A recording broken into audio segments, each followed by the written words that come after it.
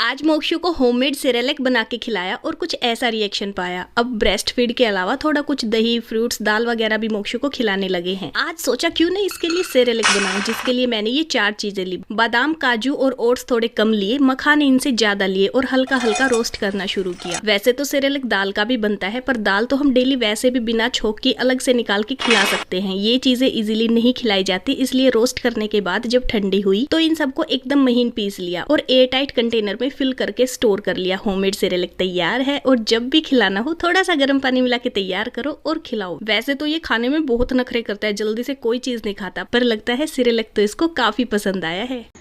मैं भी अपने बेबी को सेम ऐसे ही सेरेलैक बना के खिलाती हूँ, बस उसमें मैं ओट्स नहीं डालती हूँ जिस तरीके से अपने ओट्स रोस्ट करके डाले हैं।